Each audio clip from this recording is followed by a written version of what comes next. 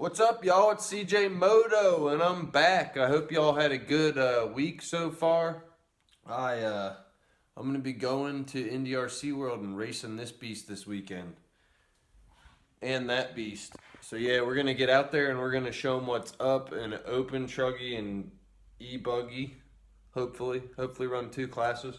So anyhow, yeah, we're just gonna get her dialed. I'm going to pick up August at daycare. Let's go get her. I'll take y'all with me, and then we'll do some last minute wrenching on this sucker. I got it pretty much all dialed in where I want it.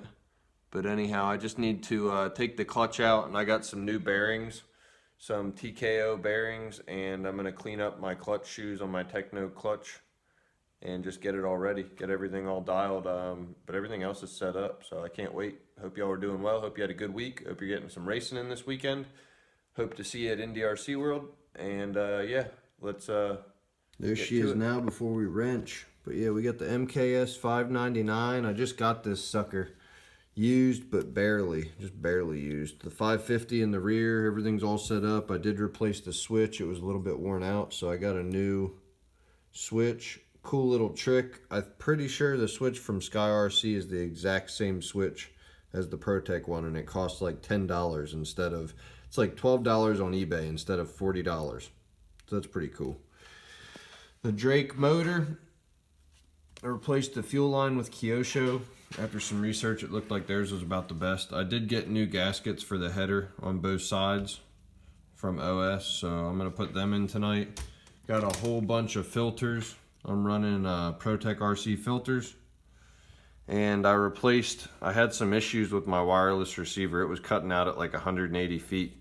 So I went ahead and replaced that with my 491 from Sanwa, and I got Sanwa, and Airtronics, whatever you want to call it. I got like 840 feet of range on that one and counting. Like, it didn't even stop. But yeah, this thing's, it's like mint. Look at that. Super stoked to race this weekend. I've ran a few tanks through it. Probably 5 or 6 tanks, and it feels really awesome. I replaced the shock caps with the emulsion caps. Replaced the pistons with the VRP pistons, the 8 by 1.3, I believe. And what else did I do? I think that's about it, really. Yeah, she's beautiful.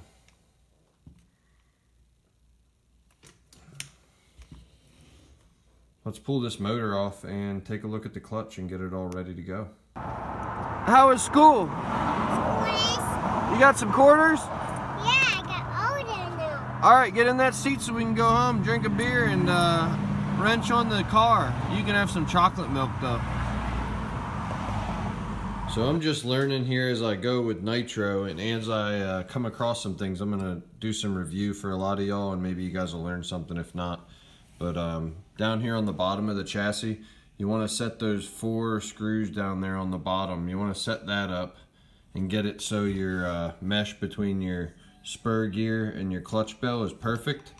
Once that's set, you leave that alone, and then you want to get yourself a ball end 2.5 millimeter wrench. I love MIP tools, by the way. I definitely use all MIP. It makes your hardware last forever.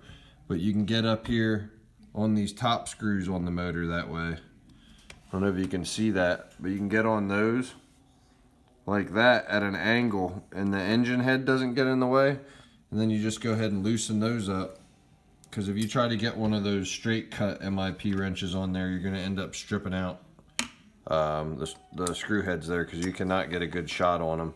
So do that, and then when you have to take your engine in and out like I'm about to do, 2 things won't happen. You won't have to worry about your mesh changing, and you also won't have to worry about any of the settings with your throttle servo changing, because if you loosen up the ones down here and slide that motor around, it's never going to be in the exact same spot, and so the opening in your carburetor is going to be not right. So, you know, you're going to have to reset your endpoints in your carb. If you just do the top bolts on the motor, everything's perfect. Everything will be right where you left it at. So when you're doing your clutch maintenance and stuff like that, that's definitely the ticket. Anyhow, let's take this motor off. One more cool little trick that I saw on one of Ryan Lutz's videos is when you disconnect things, you go ahead and take the fuel tank off the carb and connect it back to the fuel tank, and then you take this tube and connect the carb to the exhaust pipe. So that way when you go to pull everything out, you're not getting anything exposed into your carburetor because it's sealed up to the exhaust pipe. So that's a pretty cool little trick. So now we got the motor out and we can go ahead and do some clutch maintenance. This has a brand new air filter on it. I just wanted to go ahead and clean up the clutch shoes on this clutch and then reinstall them for practice on Saturday. So there's those motor mounts right there. Once they're locked in, you just leave them alone. They slide back and forth to get that mesh right with your spur gear, but right now they're solid, so I'm just going to leave them alone. They're super locked down with blue Loctite, and I don't plan on moving them at all unless I have a problem with my gear mesh. Another thing I've come across with Tekno, so these are the clutch shoes. I'm sure y'all have seen these before. I'm going to clean up the edges on them. They're like brand new almost. These little screws here, these little guys that hold your shoes on, do not torque these down. These strip out so freaking easy. So anyhow, just keep that in mind. You do not need to torque those down. Probably wouldn't hurt to put a little dab of Loctite on them, the blue Loctite, but just don't torque them down at all because you don't want to strip those out. But yeah, the clutch shoes are really easy to install.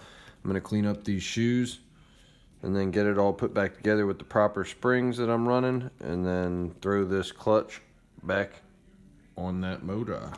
So this is what you get in the Tekno little clutch spring kit. And you get like a green spring, gold spring, red springs, 4 of each, so it's actually enough to combine them and do whatever you want.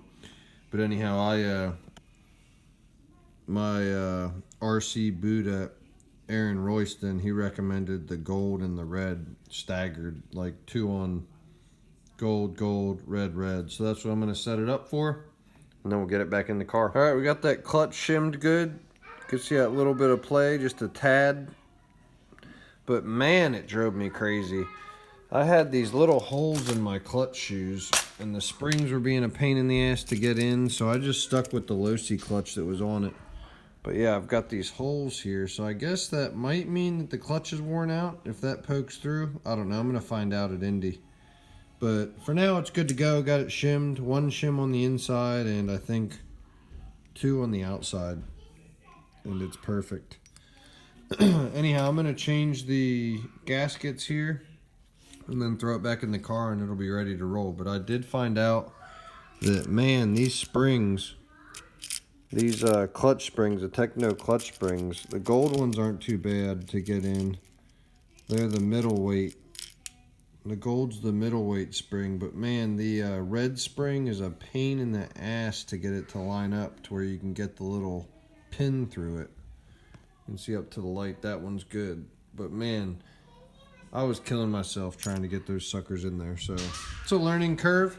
It's been a good time. I'm going to get her back in the car after I change these seals out, and I'll see y'all back. All right, the exhaust seals are replaced. You can see that one was all eaten up. This other one I might save just for a backup. It ain't too bad. But yeah, we got both sides of the header there, the 85mm header. So let's put this thing back in the Truggy, and that'll be it for tonight.